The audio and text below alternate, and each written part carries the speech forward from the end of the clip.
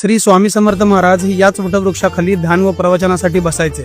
अक्कलकोट सिरीजच्या या भागात पूर्ण माहिती सांगतो, तर व्हिडिओ पूर्ण बघा। अक्कलकोटला कसं यायचं आणि तिथे कुठे राहायचं हे मी मागच्या एपिसोडमध्ये सांगितले आहे, त्यामुळे तो व्हिडिओ एकदा बघून घ्या।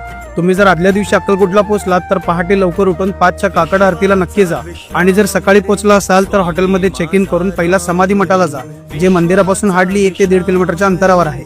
समाधी मठ म्हणजे चोळप्पा महाराजांचे घर, जिथे स्वामींची समाधी आहे। चोळप्पा महाराजांच्या या घरात स्वामींनी भरपूर काळ घालवला।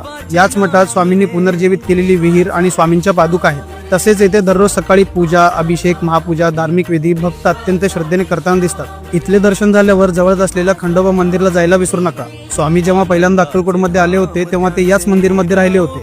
आता सकाळी 11 पर्यंत मुख्य वटवृक्ष मंदिरात या, जिथे 11:30 वाजता स्वामींची नैवेद्य आरती असते। आरती झाल्यावर मंदिरात थोडा वेळ शांत बसा, डोळे भरण्या मंदिराकडे बघा आणि स्वामींचे नामस्मरण करा। स्वामींच्या दर्शनानंतर महाप्रसाद घ्यायला जा। वीकेंडला गेला तर थोडा वेळ लागेल, पण महाप्रसाद नक्की घ्या, कारण या प्रसादाची चव आणि ते खाल्ल्यानंतर मिळणारी मनाची तृप्तता काय असते हे तुम्हाला खाल्ल्यावरच कळेल। पुढच्या एपिसोडमध्ये श्री स्वामी समर्थ अन्नछत्र मंडळाची पूर्ण माहिती, गुरु मंदिर, राजेराय मठ आणि शिवपुरी बद्दल सांगेल। त्यासाठी पेजला फॉलो करून ठेवा। धन्यवाद।